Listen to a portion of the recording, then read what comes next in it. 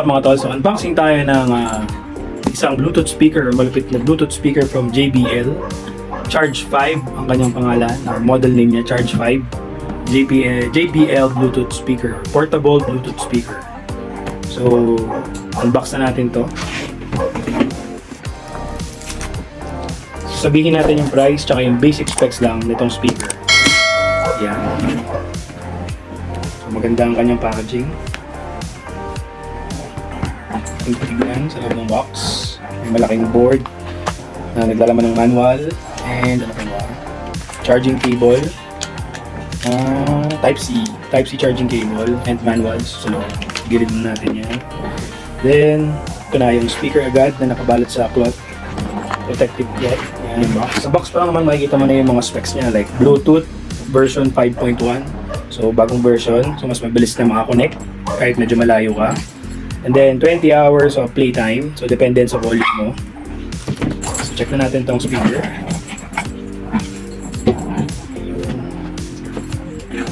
Ang ganda ng kulay, parang camouflage, green camo. Yan, so malaki yung kanyang logo ng JBL, naka-emboss, and parang zinc alloy or plastic ata to, pero maganda. Tapos ito yung battery meter para malaman mo kung low bat ka na or hindi pa, or full charge ka. Then sa ilalim naman yung rubber groove stopper para hindi siya gumagalaw kapag nagpe-play kahit saan mo ilagay. Then this Bluetooth speaker is powered with IP67, so waterproof and dustproof. So submersible sa 1 meter ng water, pero not advisable sa dagat, diba? Pero yun nga, IP67 na siya, dustproof and waterproof. Then controls na sa ibabaw, basic lang naman yan. On and off, Bluetooth connection, power up volume, lower down, yung hina niya, and then yung connectivity sa party box, then yung play. So napaka basic lang. Wala siyang auxiliary. Yan. So sa likod naman is Type-C for charging, and then yung nakatakip ng rubber is yung Type-A charging port. So power bank din kasi siya, mga idol. So pwede mo din siyang gawing power bank for charging your Android phone or iPhone kapag may emergency, or habang nagpi-play ka ng music, pwedeng naka-charge. Type-A and Type-C. Yan. Tapos sa gilid yung kanyang passive radiator, yan. Speaker yan sa gilid. So yun yung gumagalaw, di ba? Then ang composition nito sa loob is meron siyang tweeter and nakahiwalay na yung drive mid subwoofer speaker niya. So dalawa yan. Yung tweeter and then yung mid bass subwoofer. Tapos ang battery capacity nito is 7,500 mAh. Tapos charging time naman niya is 4 hours. Ayan. So ganun lang naman, napaka-basic lang naman ito. 4 hours charging time, tapos 20 hours of playtime or 18 hours, depende sa lakas ng volume na gamit mo sa kanya. And yun nga, sa kanyang package wala siyang kasamang adapter, so cable lang. So kung may mas mabilis kang adapter, mas maganda para mapaikli yung charging time. Pero that's it, napaka-basic lang. Ngayon, mayroong application sa Play Store or sa App Store nitong JBL. Pwede mong i-download so you can control every system dito sa Bluetooth speaker na JBL Charge 5. So basic lang, testingin lang natin yung connectivity niya and then yung sound, of course, nitong JBL Charge 5 na 40 watts. 40 watts po ito. JBL claim na 40 watts po ito. Okay?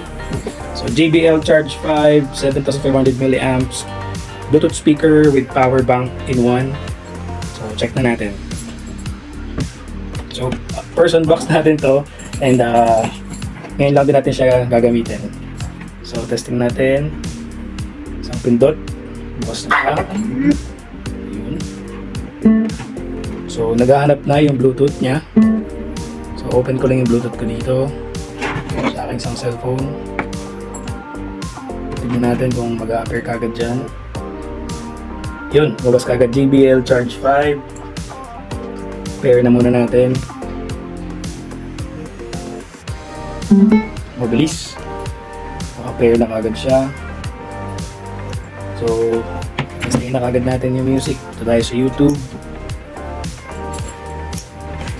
Yan, so testingin na natin kagad yung sound quality nitong JBL Charge 5 Bluetooth speaker, IP67, waterproof and dustproof.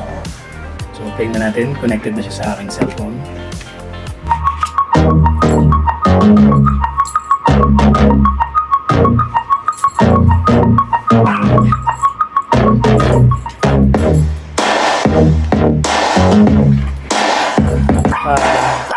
45% pa lang yung volume. Takot na yung mga aso. Yan. So mahina pa yung volume mo. Ito pa. Ganun din dito, naka-half din siya. So half pa lang to. Start natin yung passive speaker radiator.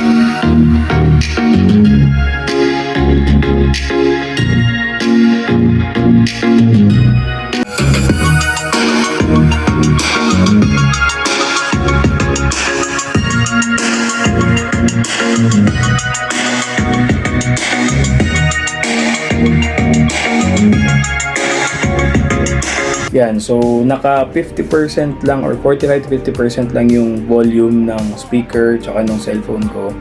At nasa 20 square meter to 25 square meter itong kwarto ko. So medyo malakas na talaga siya. Try nating medyo 60 to 70% yung volume.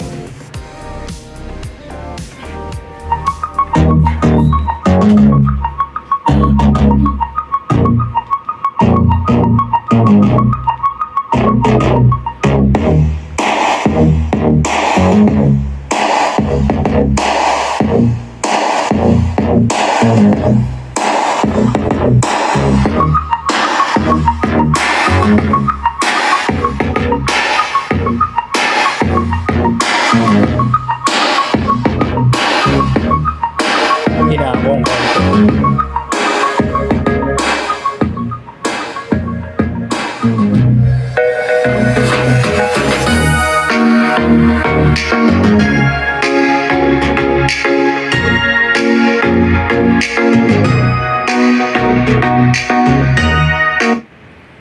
So ngayon testing naman natin i-disconnect and i-reconnect kung ganun kabilis talaga.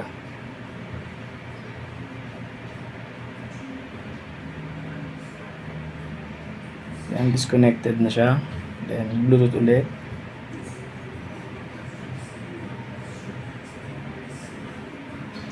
JBL Charge 5. Connected kagad. So mabilis nga ang connectivity ng JBL Charge 5.1 version.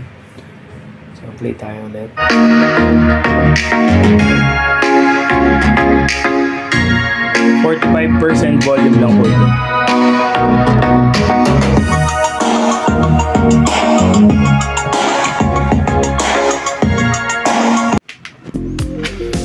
So testing naman natin yung JBL Charge 5 kung magcha-charge siya sa Android phone.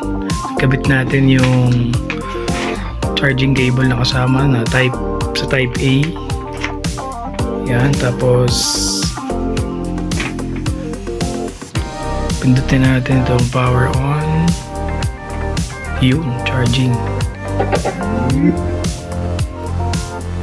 Yan, so pwede ka na mag-play ng music habang nag-charge yung phone mo.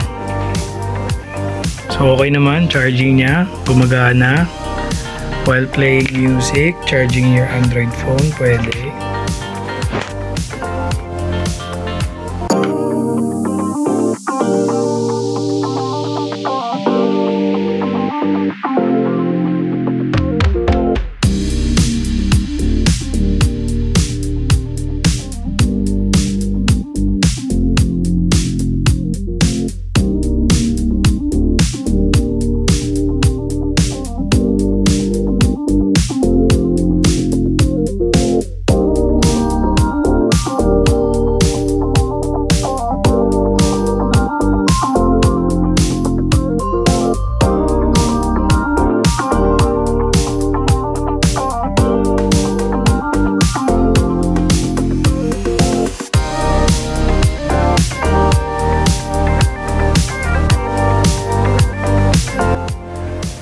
So yan mga tol, sabihin ko na yung presyo tsaka kung saan natin ito binili.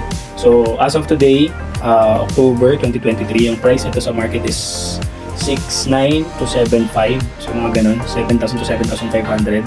At nakuha namin to sa promo ni Lazada na magkano? 5,549. So mag-aabang ka lang ng mga promo ni Lazada. Laki ng discount mo. From 7,500 or 6 plus, magiging 5,500 na lang siya. So official store ng JBL store. Doon kayo bumili sa Lazada. Wala nang iba para maiwasan nyo yung mga fake units. So, punta kayo sa JBL official store and baka makachamba kayo ng mga promos nila. So, 5,549 natin doon nakuha. Compare dun sa original price nila na 7,500. Diba? So, JBL Charge 5, Bluetooth portable speaker with power bank, 7,500 milliamps with a passive speaker sa gilid. Yan.